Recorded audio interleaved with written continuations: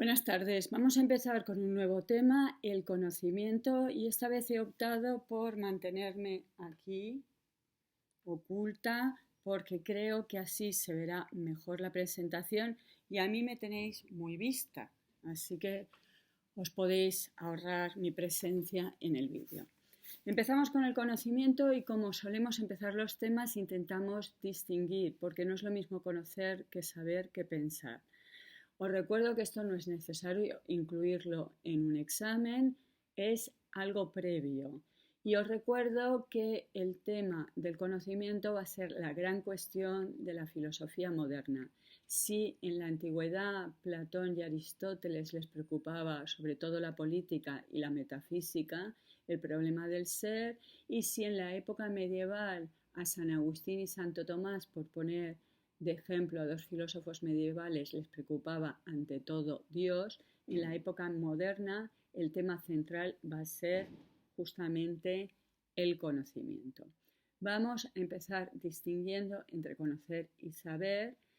Ya sabemos, porque lo acabo de mencionar, que este tema va a ser la gran cuestión de los filósofos modernos, sobre todo para filósofos como Locke y como Hume, pero estos autores escribían en inglés y el inglés solo tiene un término que es knowledge.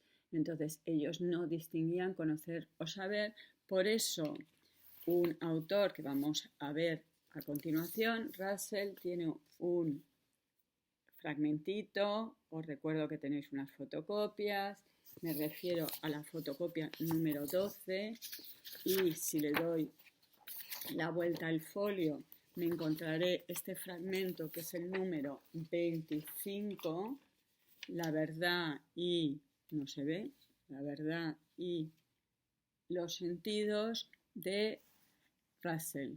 Russell, hemos hablado un poquillo de él, es un filósofo que pertenece a una corriente que es la filosofía analítica y junto con Wittgenstein pues hablamos de esa teoría isomórfica entre el lenguaje y la realidad. Veamos el texto de Russell. ¿Qué nos dice este autor inglés? La palabra conocer, to know, se usa en dos sentidos diferentes. En la primera acepción es aplicable a la clase de conocimiento que se opone al error, en cuyo sentido es verdad lo que conocemos. Así se aplica a nuestras creencias y convicciones, es decir, a lo que denominamos juicios. En este sentido de la palabra, sabemos que algo se nos presenta como un problema. Esta clase de conocimiento puede ser denominado conocimiento de verdades. Segundo, en la segunda acepción de la palabra conocer se aplica al conocimiento de cosas, que podemos denominar conocimiento directo. En este sentido, conocemos los datos de los sentidos. Esta distinción corresponde aproximadamente a la que existe entre savoir y connaître en francés y entre wissen y kennen en alemán. Bien, como veis, Russell distingue dos acepciones de la palabra conocer y una de ellas está relacionada con los juicios. Aprovechamos para repasar, porque ya lo hemos visto que es un juicio, operación del entendimiento que consiste en comparar dos ideas para conocer y determinar sus relaciones. Y os recuerdo que es sinónimo de proposición, porque una proposición es simplemente la expresión de un juicio.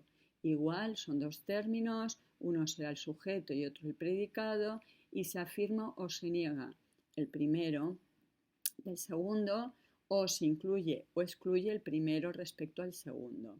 Así que, por tanto, no hay mucha diferencia entre una proposición y un pensamiento. Es simplemente que la proposición es la expresión de ese juicio. ¿Los hombres buenos es un juicio? Obviamente no, porque carece del verbo ser. ¿Los hombres buenos son recompensados? ¿Es un juicio? Efectivamente, ahora sí. ¿Por qué? Porque un juicio tiene que tener tres elementos, un sujeto. Cuidado, no estamos hablando del sujeto de la frase, no estamos haciendo un análisis gramatical de la frase. Un predicado, de nuevo, cuidado, no estamos en lengua, pero sí que los juicios tienen un sujeto y un predicado y la cópula el verbo ser que afirma o niega. ¿Se puede aplicar la distinción de Russell en castellano? Pues obviamente sí, igual que el alemán, que no conozco, pero es lo mismo, en neerlandés y en francés tenemos savoir y connaître, en castellano tenemos dos verbos. Y además solemos hacer distinciones del tipo, uy, sabía mucho de ti, pero ahora que te conozco, o sabe mucho de China, pero curiosamente no conoce China, queriendo decir que no ha viajado. Y si yo digo sabía mucho de ti, es que me han hablado mucho, pero aún no te había visto. Y cuidado, no estamos hablando de saber cómo recordar. Cuando dice alguien me sé la tabla de multiplicar, no nos referimos a la distinción que está haciendo Russell en este fragmento. Por lo tanto, resumen, conocer puede ser conocimiento por experiencia directa, es decir, por los sentidos, lo llamaremos la percepción, y el saber, en cambio, es conocimiento de verdades, es decir, de proposiciones verdaderas. Y el saber por antonomasia es la ciencia, el saber científico. A ver, aquí lo de Guillermo de Baskerville en el libro de Humberto Eco es el ejemplo que pone César Tejedor Campomanes. Si habéis visto la película o si habéis leído la novela, pues sabréis que Guillermo de Baskerville es como un Sherlock Holmes, un detective moderno, y entonces pues es capaz, cuando ve algo, de darse cuenta, por ejemplo, que pues ve la huella de un caballo y dice, es la huella de un caballo. En el primero está percibiendo, en el segundo ya empieza a saber que está percibiendo. Vale, nuestro tercer término era el pensamiento. ¿Qué es pensar? Bueno, pues para pensar requiero de conceptos. Pero cuidado, yo puedo pensar toda la tarde acerca de Dios y nunca voy a conocer a Dios. Así que se puede pensar algo que no se conoce. Yo, para no pensar en Dios, para un ejemplo más claro, puedo pensar en María y aún no la conozco, ¿de acuerdo? Así que el conocimiento sensible no es necesario para que haya pensamiento. Se puede pensar sin conocer. Hemos visto, yo puedo pensar acerca de Dios y nunca conocer a Dios, puedo pensar acerca de María que no la conozco aún, no se puede saber sin pensar, siempre que se sabe algo, se piensa algo, y normalmente, no necesariamente, pero normalmente cuando se conoce algo, cuando se percibe algo, se piensa algo. Si me presentan a alguien, yo digo, pues mira, sí, curiosamente, es tal y como me la imaginaba, por ejemplo, y ya estoy pensando algo. Bien, entonces, cuidado, pensar no es lo mismo que conocer ni saber, ¿de acuerdo? ¿Vale para algo el puro pensamiento sin conocimiento? ¿Sirve de algo? Efectivamente sirve y mucho. Las hipótesis científicas son pensamientos y guían la investigación y pueden abrir campos de investigación.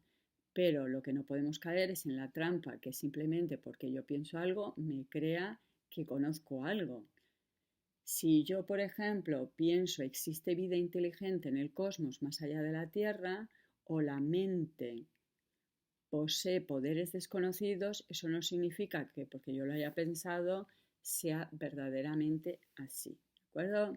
Por el momento, solo vamos a tratar el primer aspecto del conocer.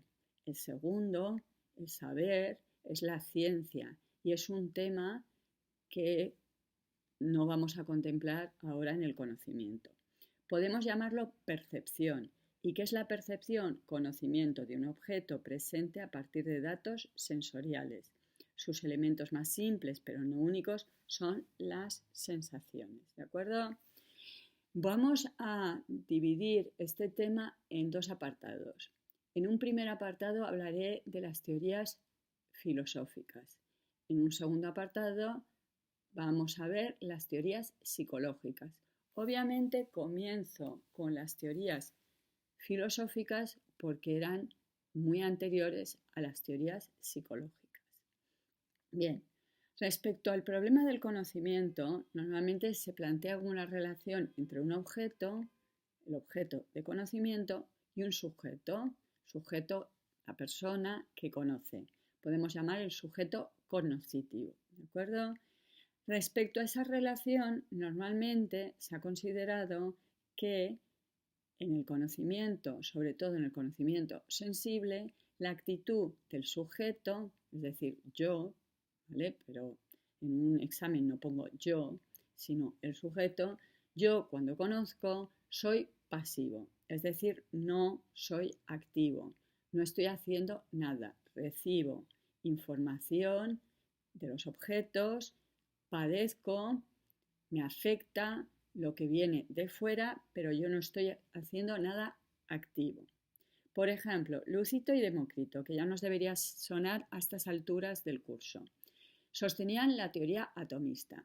Los objetos, la naturaleza, la realidad está compuesta de átomos y esos átomos, pues, como se mueven, chocan y chocan con mis ojos y chocan con mis oídos y chocan con la piel de mi cuerpo y eso es lo que hace que yo tenga sensaciones.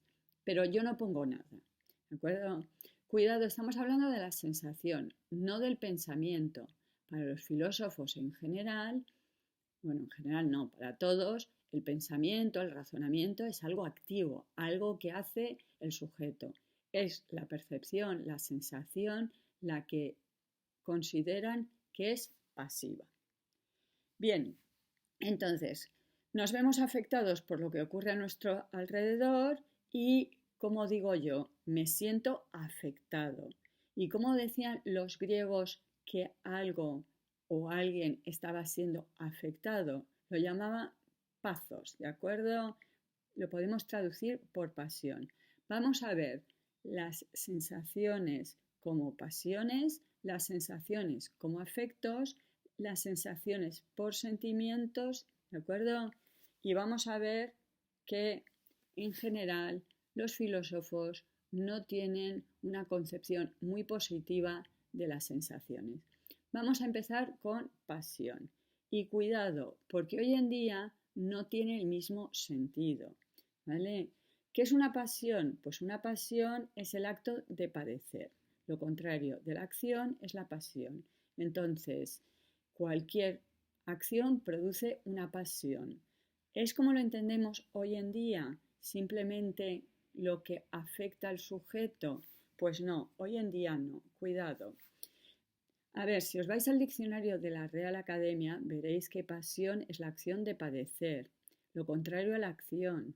Estado pasivo en el sujeto, bien, pero por antonomasia la de Jesucristo. Y por si acaso no nos suena la pasión de Jesucristo, pues aquí os pongo, y de repente se ha hecho la luz, como veis, aquí os pongo una pasión de Caravaggio, luego una de Velázquez, que está en el Museo del Prado, y una tercera de Roger van der Weyden, que también está en el Museo del Prado. Como veis, la Pasión de Cristo, que a eso se dedican las fiestas de la Semana Santa, es el sufrimiento, la tortura, la muerte de Cristo, ¿de acuerdo? Entonces, pasión es cualquier cosa que me afecta, buena, mala, regular, estupenda, nefasta. No, cuidado, porque en general la pasión se considera que es una tortura y una muerte. Y me diréis, bueno, pues yo tenía la idea de que la pasión era algo positivo. Incluso en la publicidad hoy en día se utiliza la pasión como algo que nos atrae.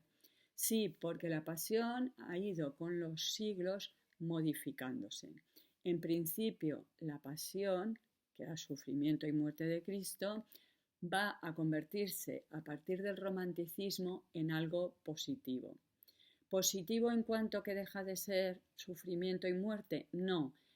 Positivo en el sentido, y entre comillas lo de positivo, porque para los románticos la vida vale ser vivida si hay una gran pasión.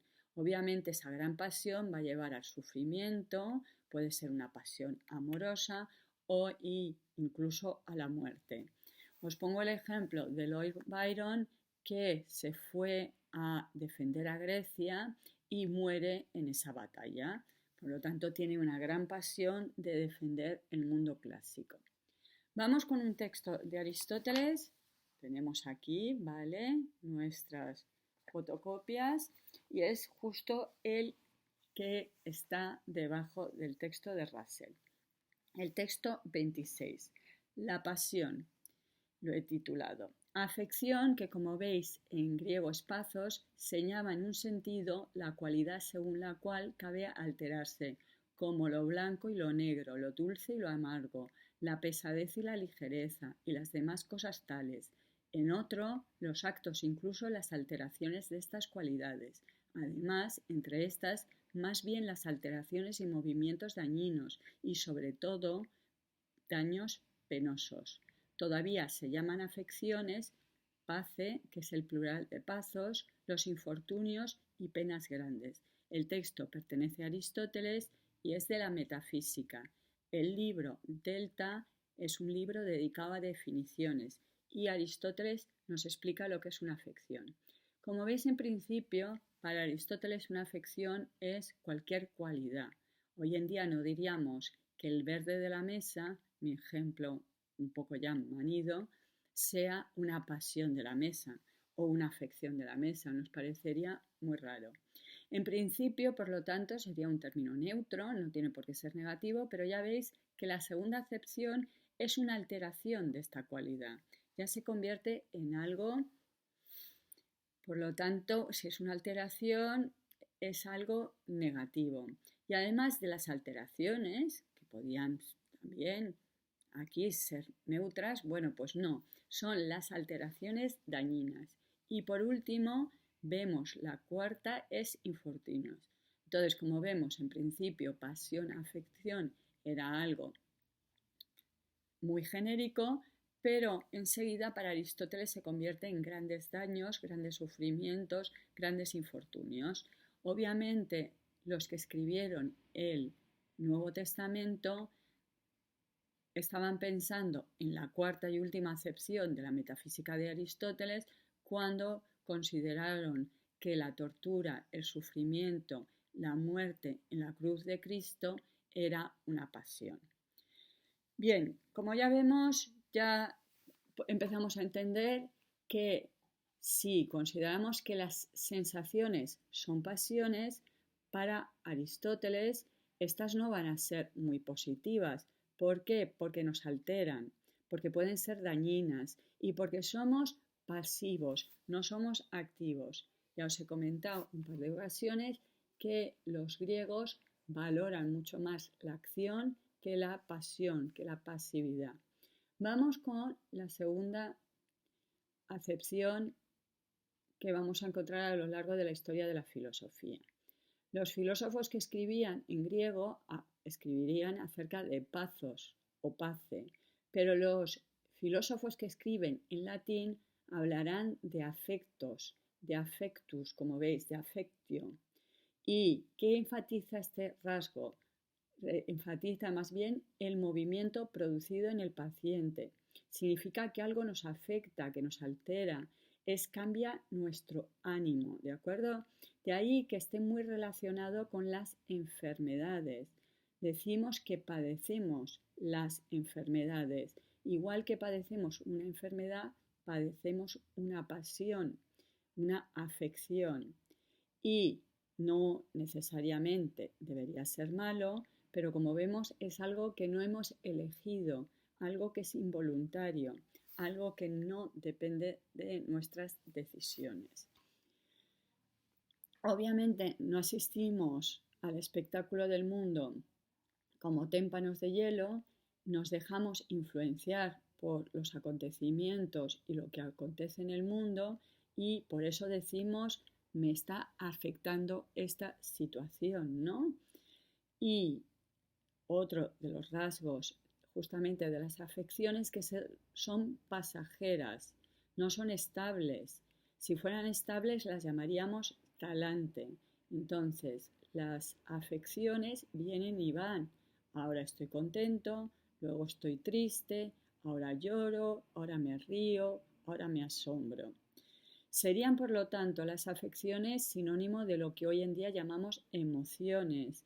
Emociones y sentimientos son sinónimos, aunque estos últimos se consideran que son menos intensos y que tienen escasa repercusión somática. ¿Qué significa que tienen escasa repercusión somática? Significa que nos afecta menos al cuerpo, porque esa es una de las características de las afecciones y de las pasiones, que también conllevan cambios corporales, ¿no? Si uno tiene miedo o si uno tiene tristeza, pues por ejemplo, si tiene miedo se pone pálido y si está triste, bueno, pues la cara te cambia, el gesto de tu cara y de tu cuerpo también te cambia. Aquí veis la definición del diccionario de la Real Academia de afección y como veis, una de las acepciones es justamente alteración morbosa, afección pulmonar, catarral, reumática, son como enfermedades. También es verdad que afección es sinónimo de pasión, pasión del ánimo, lo que le pasa al sujeto. Talante, en cambio, sería algo más estable y tiene que ver con la personalidad. Vamos con la tercera forma de entender las sensaciones. En la época moderna se confundieron las sensaciones con los sentimientos. Cuidado, hoy en día los distinguimos. Pero, por ejemplo, en el siglo XVII, un filósofo, Descartes, dirá el color y los demás sentimientos. Obviamente, hoy en día el color no consideramos que sea un sentimiento, ni siquiera consideramos que sea una sensación. Podemos decir que un color nos provoca sentimientos o nos provoca sensaciones, ¿de acuerdo? Así que ya veis que los filósofos lo emplean en un sentido muy ambiguo. Para que sea incluso más complicado, también hablan de un sentido interior, de un sentimiento de verdad, ¿de acuerdo? Por ejemplo, Pascal consideraba que el corazón tiene razones que la razón no conoce y consideraba que existían dos tipos de personas, los que pueden razonar y que pueden captar las cosas por medio del razonamiento y aquellos que en cambio juzgaban por el sentimiento. Y le parecía que estos dos tipos de personas no era posible justamente que se entendieran. Como el vídeo me está saliendo un poquito largo, lo voy a cortar ahora, ¿vale? Hasta ahora.